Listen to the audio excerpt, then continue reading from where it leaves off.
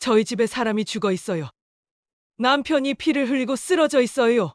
말순의 목소리는 떨리고 있었습니다. 상황을 제대로 설명하는 것도 어려웠어요. 너무 충격적인 일이라서 머릿속이 하얗게 변해버렸거든요.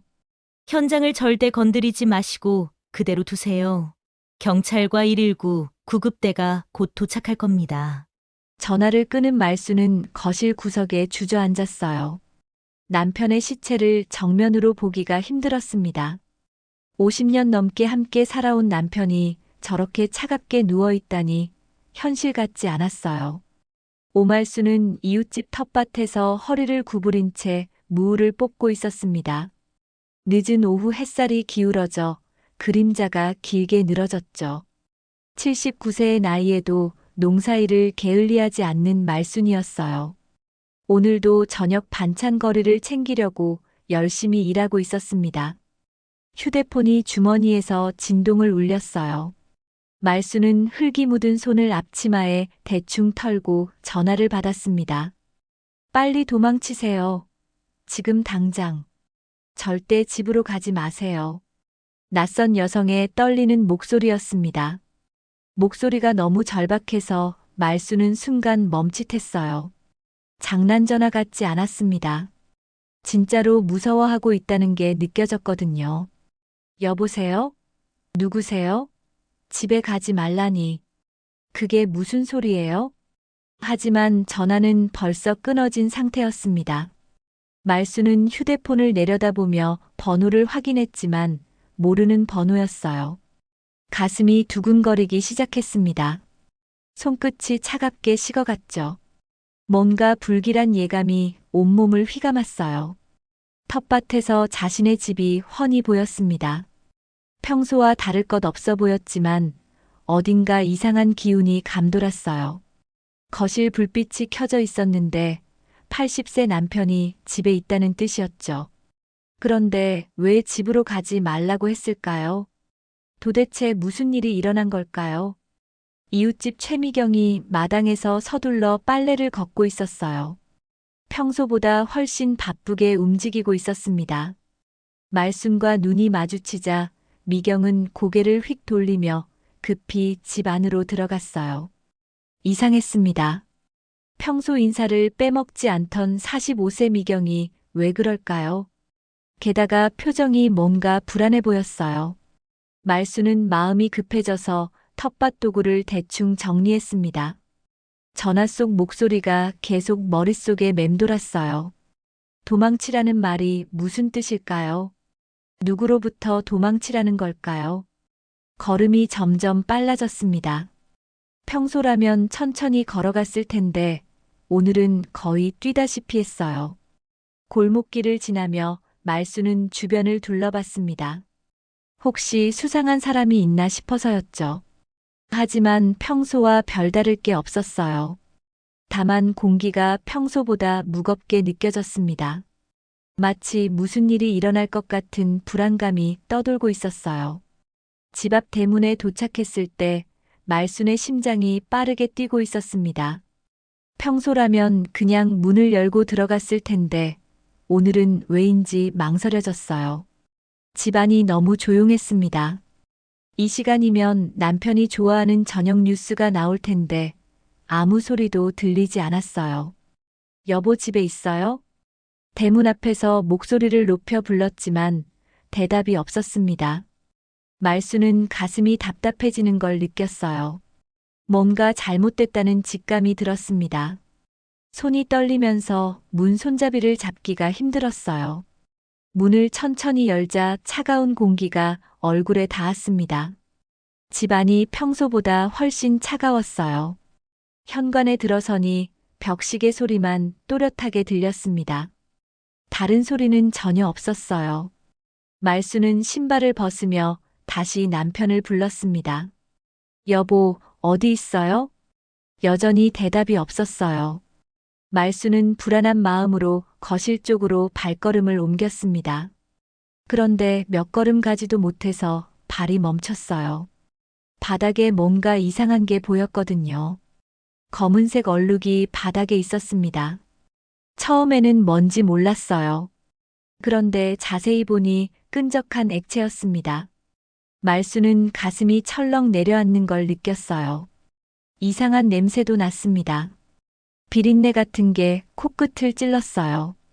거실로 완전히 들어선 순간 말수는 비명을 지를 뻔했습니다. 거실 한가운데 남편이 쓰러져 있었거든요. 얼굴은 창백했고 가슴팍에서 피가 흘러나와 바닥에 고여 있었어요. 80세 남편이 축 늘어진 채 움직이지 않고 있었습니다. 여보, 여보. 말수는 떨리는 목소리로 남편을 불렀어요. 하지만 남편은 꼼짝도 하지 않았습니다. 말수는 다리에 힘이 빠져 벽에 기댔어요. 숨이 제대로 쉬어지지 않았습니다. 이런 일이 실제로 일어날 줄은 꿈에도 몰랐어요. 무릎을 꿇고 남편에게 다가갔습니다. 떨리는 손으로 남편의 손목을 만져봤어요. 차갑기만 했습니다. 체온이 완전히 식어 있었어요. 맥박도 전혀 느껴지지 않았습니다. 말수는 그제야 남편이 죽었다는 걸 확실히 깨달았어요. 그때 부엌 쪽에서 바람이 불어오는 걸 느꼈습니다. 부엌 창문이 활짝 열려 있었어요. 평소에는 절대 열어두지 않는 창문이었습니다. 창문 아래쪽 화분도 넘어져 있었고 흙이 바닥에 흩어져 있었어요. 누군가 그 창문으로 들어왔다가 나간 것 같았습니다. 남편 옆에는 깨진 찻잔 조각들이 흩어져 있었어요. 평소 남편이 즐겨 마시던 녹차잔이었습니다. 조각들이 피와 뒤섞여 있는 모습이 끔찍했어요. 말수는 조각을 만지려다가 손을 걷었습니다. 뭔가 증거가 될 수도 있을 것 같았거든요. 정신을 차리고 보니 경찰에 신고해야 한다는 생각이 들었어요. 말수는 떨리는 손으로 집 전화기로 다가갔습니다. 그런데 전화기를 들려는 순간 또 전화벨이 울렸어요. 말수는 깜짝 놀라 수화기를 떨어뜨릴 뻔했습니다. 여보세요? 조심스럽게 전화를 받았어요. 혹시 아까 그 목소리의 주인인가 싶었거든요. 하지만 이번에는 아무 말도 없었습니다. 그저 거친 숨소리만 들렸어요. 누군가 전화기 너머에서 숨을 고르고 있는 것 같았습니다. 누구세요? 대체 누구세요?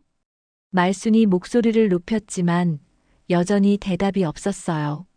몇 초가 지나자 전화가 끊어졌습니다. 말순은 수화기를 내려놓고 다시 남편을 바라봤어요. 온몸이 떨리고 있었습니다. 아까 전화 속 목소리가 맞았습니다. 정말로 집에 오면 안 되는 상황이었어요. 하지만 이미 늦었습니다. 남편은 죽어 있었고 범인은 이미 사라진 후였어요. 말수는 그 자리에 주저앉아 남편의 시체를 멍하니 바라봤습니다. 도대체 누가 왜 이런 일을 저질렀을까요? 구독, 좋아요는 무료입니다. 꼭 눌러주시고 함께 이 사건 끝까지 파헤쳐 보시죠.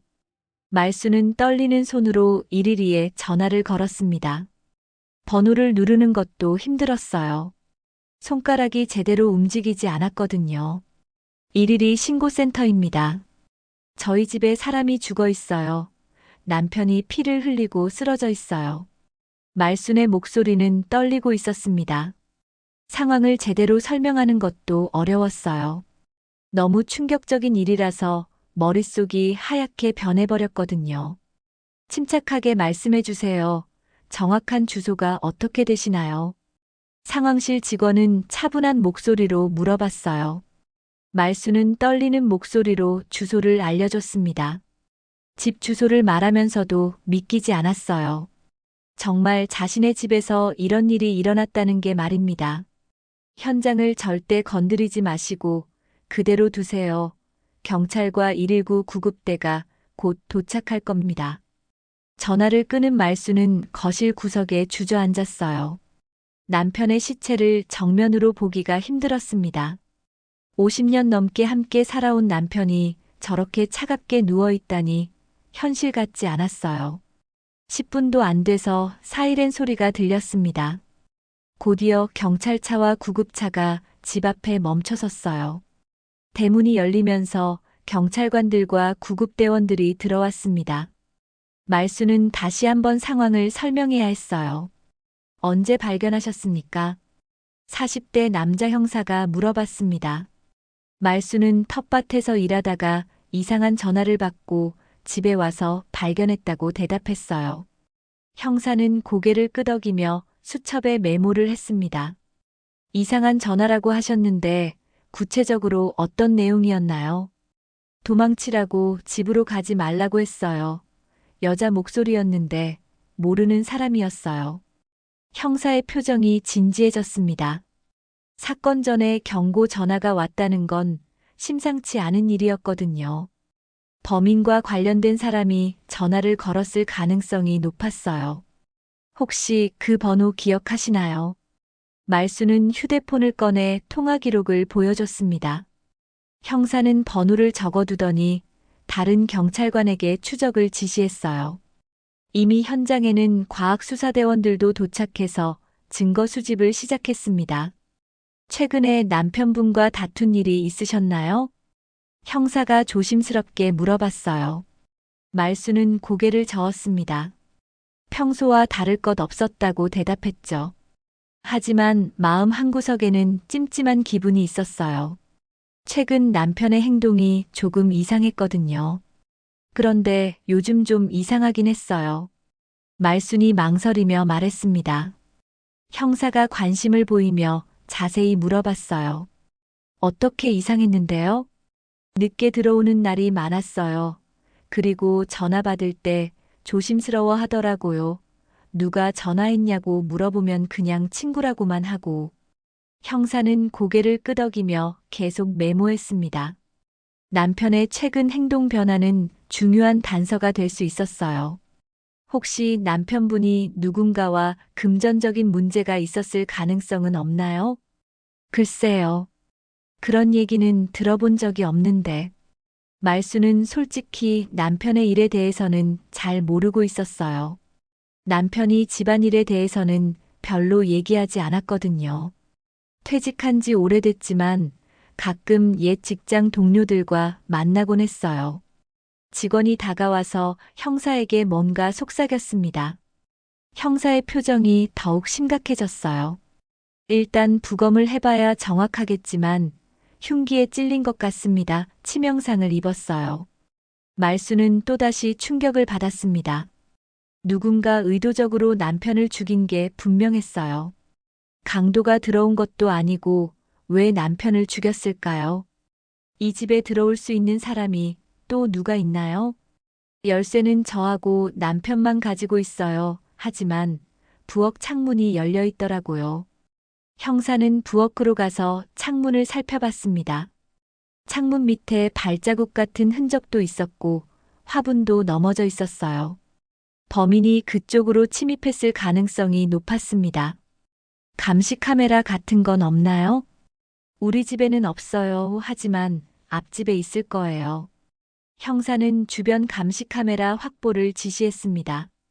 범인의 출입 경로를 추적할 수 있을지도 몰랐어요.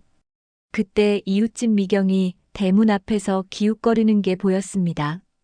말수는 미경을 불러서 상황을 설명했어요. 어머, 이런 일이 어떻게. 미경은 놀란 듯 말했지만 왠지 어색했어요. 말수는 그런 미경을 유심히 봤습니다. 뭔가 숨기는 게 있는 것 같았거든요. 평소와 다르게 눈을 제대로 마주치지 못했어요. 혹시 오늘 이상한 사람 본 적 있어요? 형사가 미경에게 물어봤습니다. 미경은 고개를 저으며 모른다고 했어요. 하지만 말투가 부자연스러웠습니다. 오늘 오후에 뭐 하고 계셨나요? 집에서 빨래하고 청소하고 그랬어요. 미경의 대답은 간단했어요. 하지만 말수는 뭔가 이상하다는 느낌을 지울 수 없었습니다. 평소에 미경 같지 않았어요. 경찰은 집안을 샅샅이 조사했습니다. 지문을 채취하고 사진을 찍고 증거품들을 수집했어요.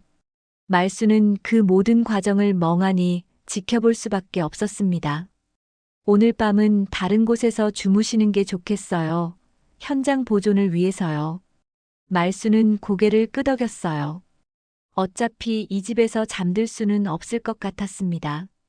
남편이 죽은 그 자리를 보고 있으면 악몽에 시달릴 게 뻔했거든요. 친척이나 지인 집에 가실 수 있나요? 큰아들이 서울에 있어요. 연락해 볼게요. 말수는 떨리는 손으로 아들에게 전화를 걸었습니다. 아들은 어머니 목소리를 듣고 급히 내려오겠다고 했어요. 하지만 서울에서 오려면 몇 시간은 걸릴 것 같았습니다. 일단 경찰서에 가서 자세한 조서를 받아야 할 것 같아요. 형사가 말했습니다. 말수는 고개를 끄덕이며 따라 나섰어요. 집을 나서면서 돌아본 거실에는 아직도 남편의 핏자국이 선명했습니다.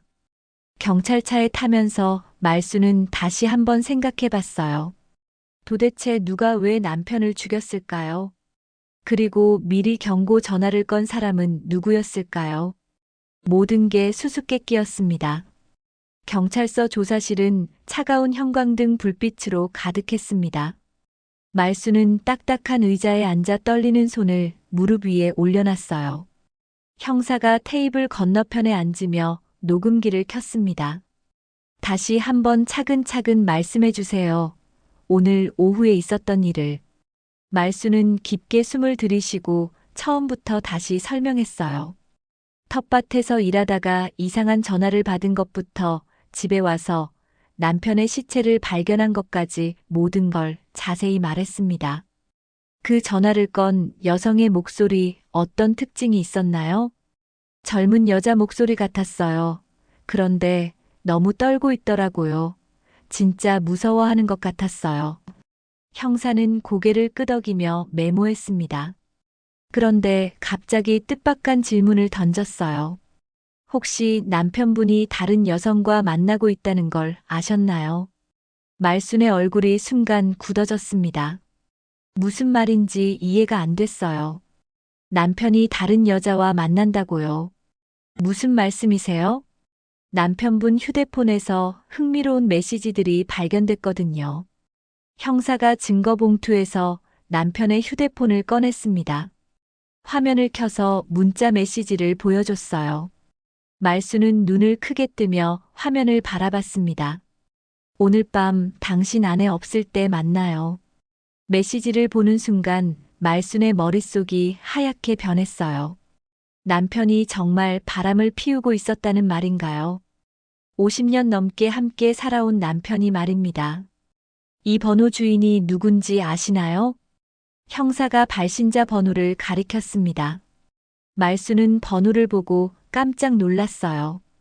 그 번호는 이웃집 미경의 것이었거든요. 이건 미경이 번호예요. 이웃집 최미경이요. 그럼 남편분이 최미경 씨와 부적절한 관계였을 가능성이 높겠네요. 말수는 충격을 받아 말을 잇지 못했습니다. 미경이 자신을 딸처럼 따르는 줄 알았는데 뒤에서 남편과 그런 관계였다니 믿을 수 없었어요. 더 충격적인 게 있습니다. 형사가 다른 메시지를 보여줬어요. 당신 아내한테 모든 걸 말하겠어요. 더 이상 못 참겠어요. 이 메시지는 미경이 남편에게 보낸 것이었습니다. 날짜를 보니 사건 당일 오전에 온 거였어요. 이 메시지 보셨어요? 최미경 씨가 남편분을 협박한 것 같은데요. 말순의 가슴이 쿵쾅거렸습니다. 미경이 남편을 협박했다고요. 그럼 미경이 남편을 죽인 건가요? 그런데 이상한 점이 있어요. 형사가 말을 이었습니다. 부검 결과 남편분이 죽은 시간은 오후 2시에서 3시 사이로 추정됩니다. 그런데 최미경 씨는 그 시간에 집에 있었다고 하거든요. 정말요? 내 주변 이웃들 증언으로는 그 시간에 미경 씨가 집에서 빨래를 널고 있는 걸 봤다고 해요. 말수는 혼란스러웠습니다. 그럼 미경이 범인이 아니라는 말인가요? 하지만 남편과 불륜 관계였던 건 분명한 것 같았어요. 그럼 누가 남편을 죽인 거예요? 그걸 알아내야죠. 혹시 남편분이 미경 씨 말고 다른 사람과도 문제가 있었을까요? 말수는 고개를 저었습니다. 남편이 그런 사람인 줄 몰랐거든요. 평생 성실하게 살아온 사람이라고 생각했는데 이런 비밀이 있었다니 충격이었어요. 최미경 씨도 곧 조사받을 예정입니다. 일단 오늘은 여기까지 하고 내일 다시 오시죠. 말수는 고개를 끄덕였어요. 하지만 마음은 복잡했습니다. 남편의 죽음도 충격이었는데 불륜까지 알게 되다니 세상이 무너지는 기분이었어요. 경찰서를 나서며 말수는 휴대폰을 확인했습니다. 아들에게서 연락이 와 있었어요. 지금 차를 타고 내려오고 있다는 내용이었습니다. 그런데 모르는 번호에서 온 문자가 하나 더 있었어요. 말수는 문자를 열어봤습니다. 진실을 알고 싶으면 내일 밤 12시에 공원 벤치로 오세요. 말순의 손이 다시 떨리기 시작했습니다. 이 문자는 누가 보낸 걸까요? 그리고 무슨 진실을 말하는 걸까요? 집으로 돌아가는 길에 말수는 미경의 집을 지나쳤어요. 불빛이 켜져 있었지만 미경의 모습은 보이지 않았습니다. 말수는 미경에 대한 생각이 복잡했어요. 정말 남편과 그런 관계였을까요? 자신의 집 앞에 도착했을 때 경찰 테이프가 쳐져 있었습니다. 아직 현장 보존 중이라서 들어갈 수 없었어요. 말수는 대문 앞에 서서 집을 바라봤습니다. 몇 시간 전까지만 해도 평범한 일상이었는데 이제는 모든 게 바뀌어 버렸어요. 남편도 죽고 50년 결혼 생활이 거짓이었다는 것도 알게 되고 정말 힘들었습니다. 그때 뒤에서 누군가 다가오는 발소리가 들렸어요. 말순이 돌아보니 미경이 서 있었습니다. 미경의 얼굴은 창백했고 눈이 빨갛게 부어 있었어요. 말순 언니. 미경이 조심스럽게 말을 걸었습니다. 말순은 미경을 바라보며 복잡한 감정이 들었어요. 이 사람이 정말 남편과 그런 관계였을까요? 미경아. 언니 제가 할 말이 있어요. 미경의 목소리가 떨리고 있었습니다. 뭔가 중요한 얘기를 하려는 것 같았어요. 무슨 말? 사실은 미경이 말을 하려던 순간 갑자기 어디선가 큰 소리가 났습니다. 두 사람 모두 깜짝 놀라 소리가 난 쪽을 바라봤어요. 뭐지? 말순이 중얼거렸지만 아무것도 보이지 않았습니다. 하지만 미경의 얼굴이 더욱 하얗게 변했어요. 언니 저 먼저 가볼게요. 내일 다시 얘기해요. 미경은 서둘러 자기 집으로 들어갔습니다. 말수는 그런 미경을 보며 의구심이 더욱 커졌어요. 분명 뭔가 숨기고 있는 게 있었습니다. 잠시 후 아들이 도착했습니다. 말수는 아들과 함께 근처 모텔에 방을 잡았어요. 하지만 잠이 오지 않았습니다. 남편의 시체와 불륜 사실, 그리고 정체불명의 문자까지 머릿속이 복잡했어요. 내일 밤 12시에 공원에 가봐야 할까요?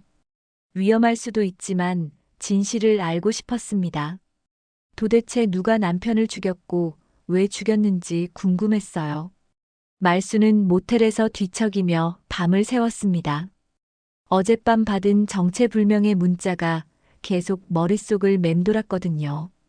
아들이 아침을 사오겠다며 나간 사이 말순의 휴대폰이 울렸어요. 오말순 씨죠. 경찰서로 다시 한번 나와주세요. 형사의 목소리가 평소보다 딱딱했습니다. 어제와는 분위기가 완전히 달랐어요. 무슨 일인가요? 몇 가지 확인할 게 있어서요. 가능하면 빨리 와주세요. 전화를 끊은 말수는 불안한 마음이 들었어요. 아들이 돌아오자 함께 경찰서로 향했습니다. 경찰서에 도착하니 어제와는 다른 조사실로 안내됐어요. 더 작고 답답한 방이었습니다. 형사 2명이 기다리고 있었는데 표정이 심각했어요. 어제 탐문 수사를 했습니다. 형사가 파일을 열며 말했어요. 말수는 가슴이 두근거리기 시작했습니다.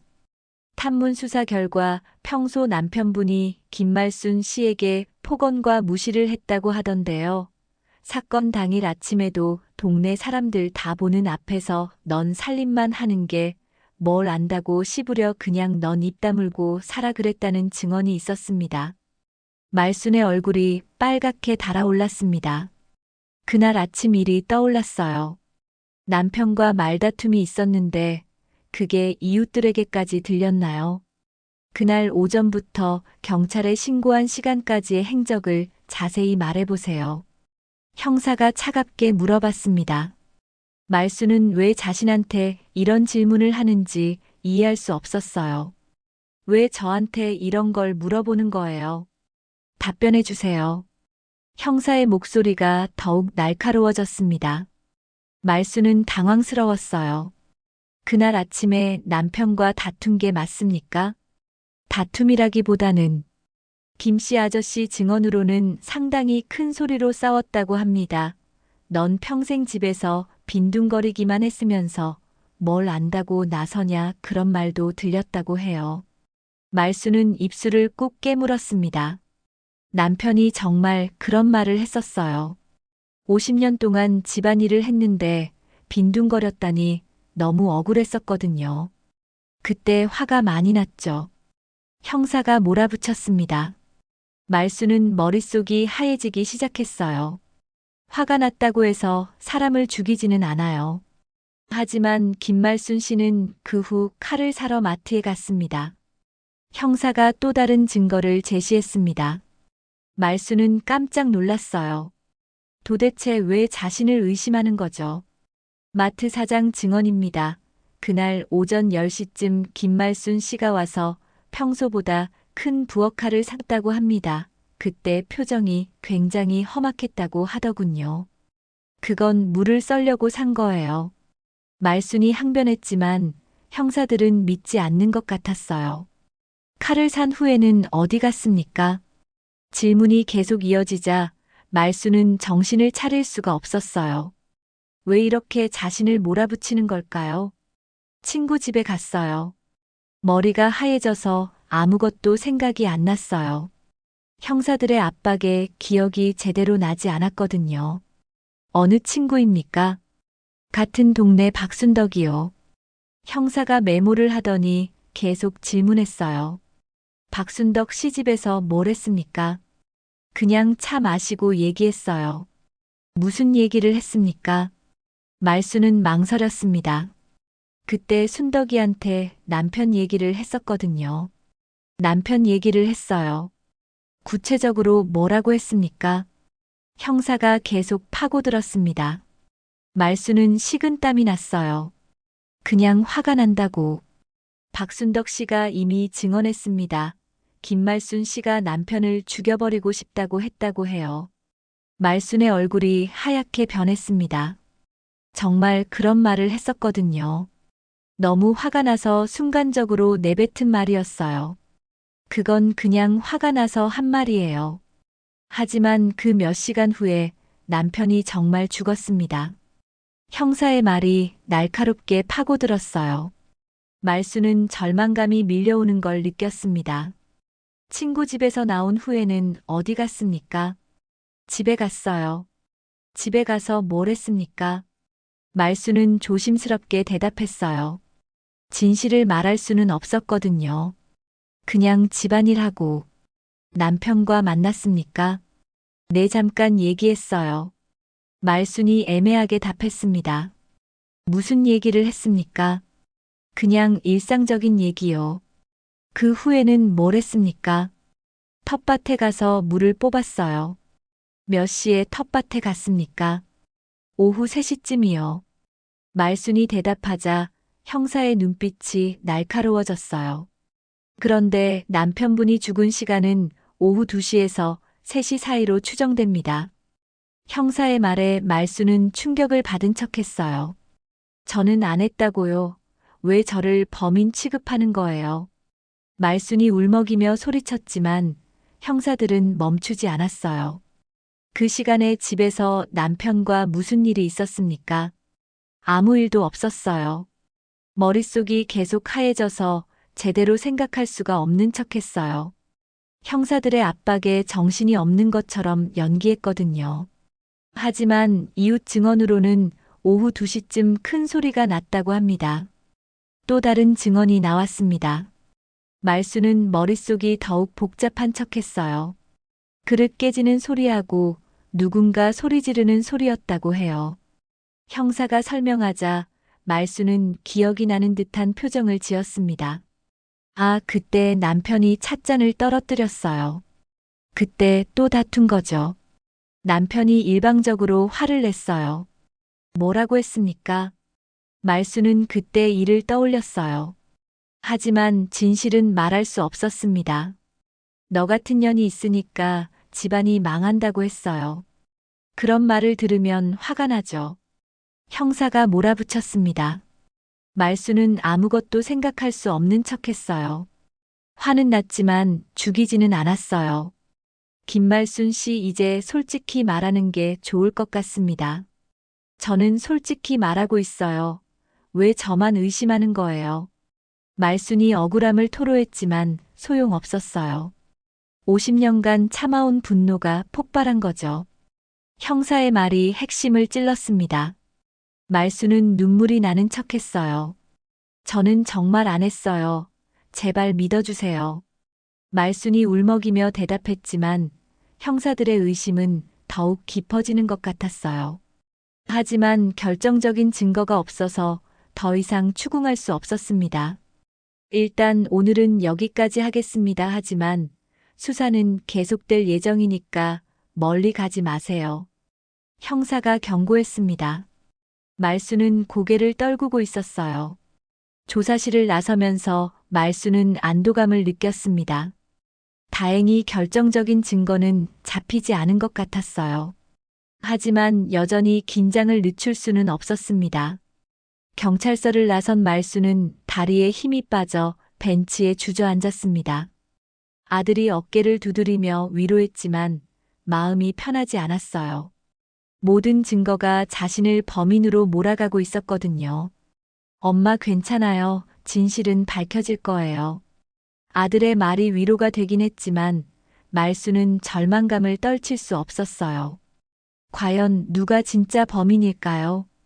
모텔로 돌아온 말수는 하루 종일 불안했습니다. 어젯밤 받은 문자가 계속 머릿속에 맴돌았어요. 진실을 알고 싶으면 내일 밤 12시에 공원 벤치로 오라는 내용이었거든요. 저녁이 되자 아들이 잠깐 나간다며 방을 나섰어요. 말수는 시계를 보니 11시 30분이었습니다. 가봐야 할까요? 말아야 할까요? 혹시 진짜 범인이 자신을 부른 건 아닐까요? 그 생각만 해도 온몸에 소름이 돋았어요. 결국 말수는 용기를 내서 모텔을 나섰습니다. 진실을 알고 싶었거든요. 누가 남편을 죽였는지 정말 궁금했어요. 공원에 도착하니 벤치에 누군가 앉아 있었어요. 말수는 조심스럽게 다가갔습니다. 가로등 불빛에 비친 사람을 보고 깜짝 놀랐어요. 미경아. 이웃집 최미경이 벤치에 앉아 있었습니다. 얼굴이 창백하고 눈이 빨갛게 부어 있었어요. 언니. 미경이 떨리는 목소리로 말했습니다. 말수는 미경을 보자마자 화가 치밀어 올랐어요. 미경아, 너였구나. 문자 보낸 게. 네, 언니. 미경이 고개를 숙였습니다. 말수는 미경 옆에 앉으며 분노를 터뜨렸어요. 너 우리 남편이랑 바람 피웠다는 게 사실이야. 말순이 직격탄을 날렸습니다. 미경의 얼굴이 더욱 창백해졌어요. 언니 죄송해요. 미경이 고개를 숙이며 사과했어요. 미쳤어. 네 나이를 생각해봐. 부모 자식벌에 그게 가당키나 해. 말순의 목소리가 떨렸습니다. 분노와 배신감이 섞여 있었어요. 무슨 생각으로 그런 짓을 했니? 언니 정말 죄송해요. 저도 어쩌다 보니. 미경이 변명했지만 말수는 들어주지 않았어요. 그러고도 나를 매일 보고서 살가운 척하고. 죄송해요. 너 정말 무서운 애구나. 말순이 미경을 노려보자 미경이 더욱 움츠러들었어요. 언니 그런데 사실 제가 봤어요. 미경이 갑자기 말을 꺼냈습니다. 말수는 깜짝 놀랐어요. 뭘 봤다는 거야? 김 사장을 봤어요. 김 사장을. 말순이 되물었습니다. 미경이 김 사장을 봤다고요. 네, 그날 오후에 언니 집에서 김 사장이 나오는 걸 봤어요. 미경의 말에 말순은 깜짝 놀랐어요. 정말 김 사장이 집에 왔었나요? 언제? 오후 2시쯤이요. 정말. 내 칼을 들고 있더라고요. 미경의 증언에 말순은 충격을 받았어요. 김 사장이 칼을 들고 있었다고요. 그래서 언니한테 위험하다고 전화드린 거예요. 미경이 설명했습니다. 말순은 이제 상황이 이해됐어요. 김 사장이 뭘 하려고 했을까? 돈 때문인 것 같아요. 돈. 네, 김 사장이 언니 남편분한테 화를 내면서 오늘까지 안 갚으면 가만두지 않겠다고 하더라고요. 미경의 말에 말순은 놀랐어요. 남편이 김 사장한테 돈을 빌렸다고요. 얼마나? 많이요. 김 사장이 정말 화가 나 있더라고요. 미경이 떨리며 말했습니다. 그걸 어떻게 들었어? 창문 너머로 들렸어요. 그래서 김 사장이 남편을 죽인 거야. 말순이 충격받은 듯 말했어요. 미경이 고개를 끄덕였습니다. 그런 것 같아요. 왜 진작 얘기 안 했어? 무서워서요. 김 사장이 저를 본 걸 알고 있어서. 미경이 떨리며 대답했어요. 경찰한테 얘기해야 해요. 미경이 말했습니다. 말순은 고개를 끄덕였어요. 그래, 지금 당장 경찰서에 가자. 지금요? 응, 이런 중요한 걸 미룰 수 없어. 말순이 급하게 말했어요. 미경도 고개를 끄덕였습니다. 두 사람은 급히 경찰서로 향했습니다. 새벽 시간이라 당직 경찰만 있었지만 상황을 설명하자 바로 연락이 갔어요. 최미경 씨 증언을 다시 한번 확실히 해주세요.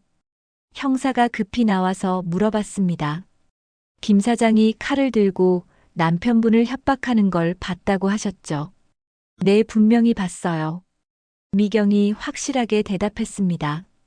지금 당장 김정수를 체포하겠습니다. 형사가 지시를 내렸어요.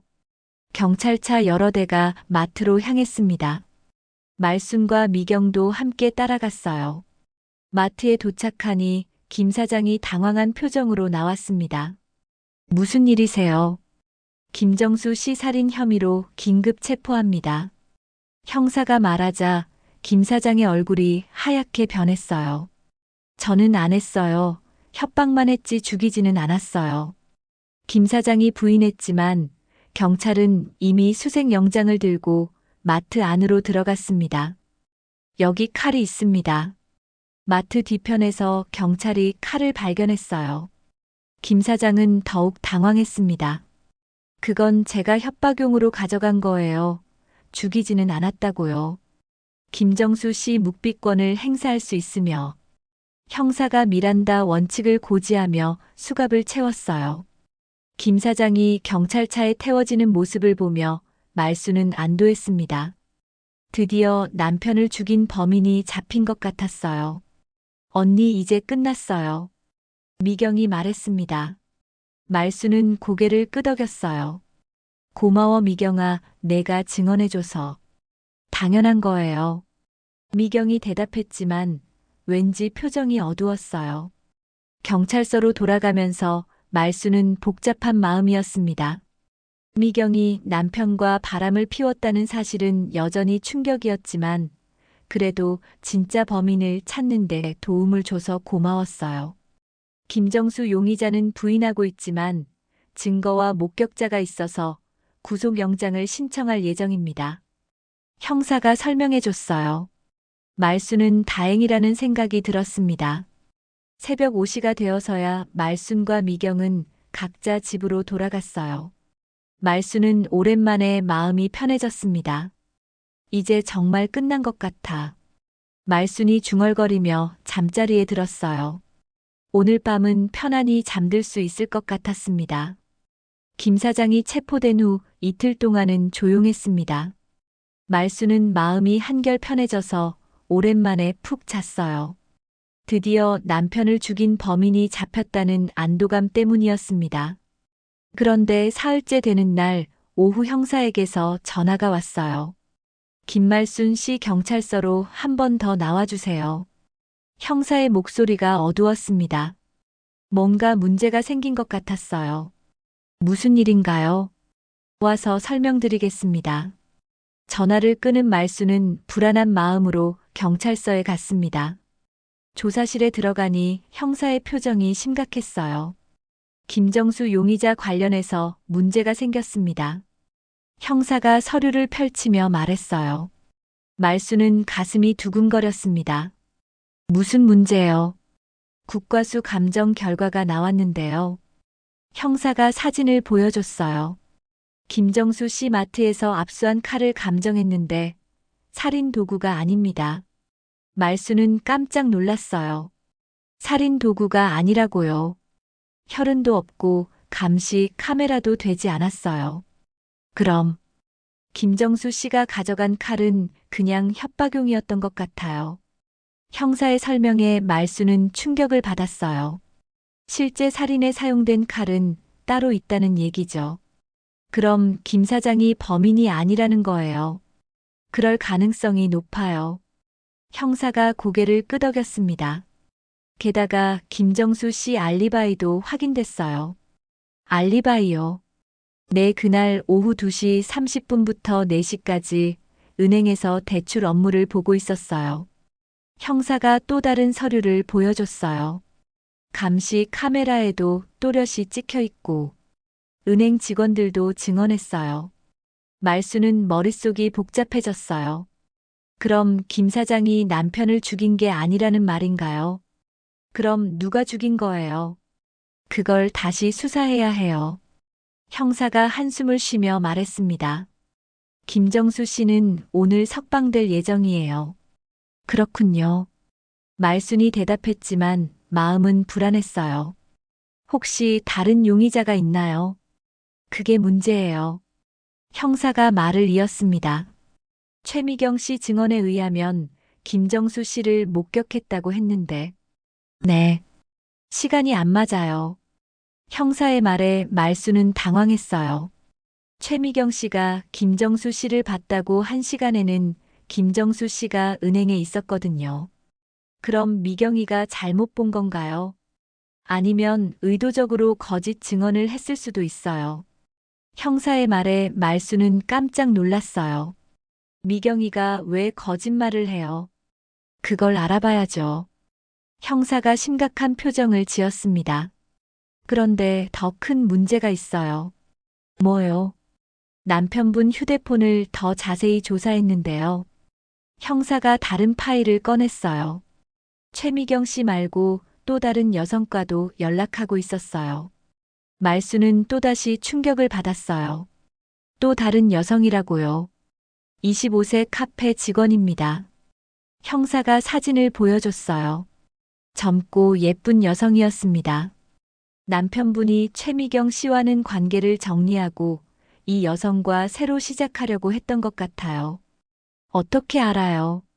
문자 내용을 보면 최미경 씨한테는 이제 그만 만나자고 했거든요. 형사가 휴대폰 화면을 보여줬어요. 그리고 새로운 여성한테는 진지하게 사귀고 싶다고 했고요. 말순은 남편이 그런 사람이었다는 게 믿어지지 않았어요. 그럼 미경이가 내 최미경 씨에게 강한 살인 동기가 생긴 거죠. 형사의 말에 말순은 소름이 돋았어요. 버림받는다는 걸 알고 분노해서 살인을 저질렀을 가능성이 높습니다. 그럼 미경이가 범인이라는 거예요. 정황상 그럴 가능성이 매우 높아요. 형사가 고개를 끄덕였습니다. 하지만 아직 확실한 증거가 없어서 더 수사해야 합니다. 말순은 믿을 수 없었어요. 딸처럼 여겼던 미경이 남편을 죽였다니 말입니다. 최미경 씨 알리바이는 어때요? 그날 집에 있었다고 하는데 증명해줄 사람이 없어요. 감시 카메라는요? 그 동네에는 감시 카메라가 없어서 확인이 안 됩니다. 형사가 설명했어요. 그리고 최미경 씨가 김정수 씨한테 누명을 씌우려고 했던 것도 의심스러워요. 왜요? 진짜 범인이라면 다른 사람에게 혐의를 돌리려고 할 테니까요. 형사의 말이 일리가 있었어요. 지금 최미경 씨를 불러서 조사하고 있습니다. 정말요? 네, 곧 진실이 밝혀질 것 같아요. 형사가 말했습니다. 말수는 복잡한 마음이었어요. 1시간 후 형사가 다시 들어왔습니다. 최미경 씨 조사 결과입니다. 뭐라고 했어요? 계속 부인하고 있어요. 자신은 무죄라고 하면서. 증거는요? 아직 결정적인 게 없어서 구속하기 어려워요. 형사가 고민스러운 표정을 지었습니다. 하지만 다른 용의자가 없어서 최미경 씨가 가장 유력해요. 그럼 어떻게 해요? 범행 도구를 찾아야 해요. 그러면 확실해질 거예요. 형사가 말했습니다. 최미경 씨 집도 수색했지만 아무것도 나오지 않았어요. 그럼 다른 곳에 숨겨뒀을 가능성이 높아요. 말수는 미경이 정말 범인인지 확신이 서지 않았어요. 하지만 정황상 가장 의심스러운 건 사실이었습니다. 일단 최미경 씨를 더 조사해 보겠습니다. 형사가 말했어요. 경찰서를 나서는 말순의 마음은 복잡했어요. 미경이 정말 남편을 죽였을까요? 아직도 믿기지 않았거든요. 하지만 모든 정황이 미경을 가리키고 있었어요. 그리고 김 사장에게 누명을 씌우려 했던 것도 의심스러웠습니다. 집으로 가는 길에 말수는 미경의 집을 지나쳤어요. 불빛은 켜져 있었지만 미경의 모습은 보이지 않았습니다. 과연 진실은 무엇일까요? 말수는 답답한 마음으로 발걸음을 옮겼습니다. 다음 날 오후 말수는 집에서 뉴스를 보고 있었습니다. 김 사장이 석방됐다는 소식이 나오고 있었어요. 마음이 다시 불안해졌습니다. 그때 형사에게서 전화가 왔어요. 김말순 씨, 최미경 씨를 긴급 체포했습니다. 형사의 말에 말수는 깜짝 놀랐어요. 미경이 체포됐다고요? 정말요? 어떻게 된 거예요? 남편분 살해 혐의입니다. 지금 경찰서로 와주세요. 말수는 서둘러 경찰서로 갔습니다. 조사실에 들어가니 형사가 충격적인 내용을 설명해 줬어요. 김정수 씨 알리바이가 확인된 후 최미경 씨를 집중 수사했습니다. 어떤 결과가 나왔어요? 최미경 씨에게 강력한 살인 동기가 발견됐어요. 형사가 파일을 펼쳤습니다. 남편분이 최미경 씨한테 카페 차려준다고 약속했었어요. 말수는 깜짝 놀랐어요. 그런 약속이 있었다고요. 3개월 전부터 구체적으로 계획을 세우고 있었대요. 임대료도 알아보고 인테리어 업체도 연락했고. 그런 걸 어떻게 알아요? 최미경 씨 휴대폰에 관련 자료들이 다 있었어요. 형사가 설명했습니다. 카페 사업 계획서까지 만들어 놨더라고요. 말수는 충격을 받았어요. 미경이 그렇게 진지하게 준비하고 있었다니 몰랐거든요. 그런데 사건 일주일 전에 남편분이 약속을 취소했어요. 왜요? 다른 여성 때문이죠. 형사가 휴대폰 화면을 보여줬어요. 카페는 그 25세 여성과 함께 하겠다는 내용의 문자가 있어요. 말수는 남편이 그렇게 잔인한 사람인 줄 몰랐어요. 최미경 씨 입장에서는 인생이 완전히 망가진 거죠. 그렇겠네요. 45세 나이에 모든 걸 걸고 준비했는데 하루아침에 물거품이 됐으니까요. 형사의 말에 말수는 미경의 심정이 이해됐어요. 그래서 살인을 저질렀다고 보시는 거예요. 동기가 너무 명확해요. 그런데 미경이는 뭐라고 해요? 계속 부인하고 있어요. 형사가 답했습니다. 자신은 무죄라고 하면서 진짜 범인이 따로 있다고 주장해요. 누구라고 해요? 그건 말하지 않아요. 하지만 거짓말일 가능성이 높아요. 그때 다른 형사가 들어왔어요. 최미경 씨 추가 조사 결과 나왔습니다. 뭐가 나왔나요? 최미경 씨가 사건 당일 오후에 약국에서 소독약을 샀어요. 새로운 증거였습니다. 말수는 놀랐어요. 소독약을요? 네, 과산화수소 여러 병을 샀다고 해요. 왜 샀을까요? 혈흔을 지우려고 했을 가능성이 높아요. 형사가 설명했습니다. 그리고 그날 밤 늦게까지 세탁소에서 빨래를 맡겼다는 증언도 있어요. 증거인멸을 시도한 거네요. 그렇게 봐야겠어요. 형사가 고개를 끄덕였습니다. 이 정도면 거의 확실해 보이는데 왜 자백하지 않을까요? 말순이 궁금해했어요. 끝까지 버티는 것 같아요. 범행 도구는 언제 찾을 수 있을까요? 전담팀을 꾸려서 수색하고 있어요. 형사가 답했습니다. 최미경 씨가 자주 가던 곳들을 중심으로 찾고 있거든요. 어디요? 뒷산이랑 하천 주변이요. 말수는 긴장했지만 표정을 관리했어요. 찾을 수 있을 거예요. 4시간 문제인 것 같아요. 그런데 증거인멸과 도주 우려 때문에 구속영장이 발부됐어요. 그럼 이제 확실한 거네요. 내 범행 도구만 찾으면 완벽해요. 조사가 끝난 후 말수는 경찰서를 나섰습니다. 마음이 복잡했어요. 미경이 그렇게 절망적이었다는 걸 몰랐거든요. 집으로 가는 길에 미경의 집을 지나쳤어요. 대문 앞에서 미경의 어머니가 누군가와 큰 소리로 싸우고 있었습니다. 미경 엄마. 말순이 다가가자 미경 어머니가 돌아봤어요. 그리고 말순을 보자마자 얼굴이 일그러졌습니다. 이런 일이. 말순이 말하려던 순간 미경 어머니가 소리를 질렀어요. 당신이야말로 남편 간수 잘했어야지. 갑작스런 공격에 말순은 당황했습니다. 뭐라고요? 당신 남편 때문에 우리 미경이 인생 망쳤잖아. 미경 어머니가 화를 내며 다가왔어요. 그 나이에 애들 꼬시고 다니더니 결국 이 꼴 났네. 미경 엄마, 그렇게 말씀하시면 우리 미경이는 피해자라고 당신 남편이 먼저 꼬신 거잖아. 미경 어머니의 목소리가 점점 커졌어요. 카페 차려준다고 꼬셔놓고는 딴 년한테 넘어가고. 그래도 사람을 죽인 건 미경이잖아요. 말순도 참지 못하고 소리쳤어요. 뭐라고 우리 미경이가 언제 사람을 죽였다고. 경찰이 체포했잖아요. 그건 억울하게 누명 쓴 거야. 미경 어머니가 계속 우겨댔어요. 진짜 범인은 따로 있을 거라고. 그럼 누가 죽였다는 거예요? 그야 나도 몰라 하지만 우리 미경이는 절대 아니야. 미경 어머니가 끝까지 부인했어요. 당신네 집안이 우리 집안 망친 거나 마찬가지야. 너무하시는 거 아니에요. 말순이 억울해했지만 미경 어머니는 들어주지 않았어요. 당신도 남편 잘못 관리한 책임이 있어. 제가 뭘 어떻게 해요? 그러게 왜 남편을 놔뒀어? 미경 어머니의 억지에 말순은 화가 났어요.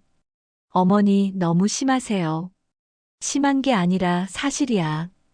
결국 말순은 그 자리를 떠날 수밖에 없었어요. 미경 어머니는 끝까지 소리를 지르고 있었습니다. 집에 도착한 말순은 기가 막혔어요. 미경이 남편을 죽여놓고도 오히려 자신을 탓하다니 말이 됐나요? 정말 그 딸의 그 엄마네. 말순이 중얼거렸습니다.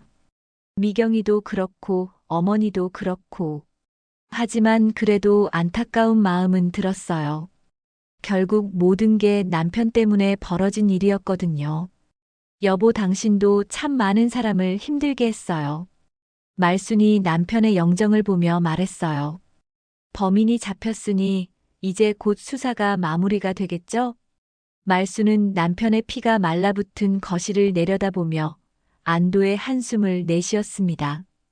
계절이 바뀌려 할 무렵 말순은 평소처럼 뉴스를 보고 있었습니다. 미경의 재판 소식이 나오고 있었어요. 1심에서 징역 15년이 선고됐다는 내용이었습니다. 범행 도구는 끝내 발견되지 않았지만 정황 증거만으로도 유죄가 인정됐습니다. 앵커의 말에 말순은 고개를 끄덕였어요. 전화가 울렸어요. 형사였습니다. 김말순 씨 수사가 공식 종료됐어요. 정말요? 네, 최미경 씨가 범인으로 확정됐습니다. 그동안 고생 많으셨어요. 감사합니다. 전화를 끊은 말순은 거실을 내려다봤습니다. 범인이 잡혔으니 이제 곧 수사가 마무리가 되겠죠. 말순은 피가 말라붙은 거실을 내려다보며 안도의 한숨을 내쉬었습니다. 며칠 후 말순은 오랜만에 무밭으로 나갔어요. 남편이 죽은 후 처음이었습니다. 가을 햇살이 따스하게 내리쬐고 있었어요. 물을 뽑으면서 말순은 그날 오후를 떠올렸습니다. 미경의 전화를 받고 집에 급히 갔을 때의 일이 생생했어요. 집에 도착했을 때 남편은 거실에서 차를 마시고 있었습니다. 평소처럼 무심한 표정이었어요. 여보, 집에 무슨 일 있어요? 말순이 다급하게 물어봤어요. 미경이가 다급하게 전화해서 걱정돼서 왔어요. 뭔 소리야? 남편이 짜증스럽게 대답했어요. 김 사장이 칼 들고 왔다던데. 그딴 거 신경 끄고 니나 할 일 해. 남편의 말투가 차갑게 변했어요. 그런데 정말 괜찮은 거예요. 아, 시끄러워. 네가 뭔 상관이야. 식충이 주제에. 남편이 갑자기 욕설을 했습니다.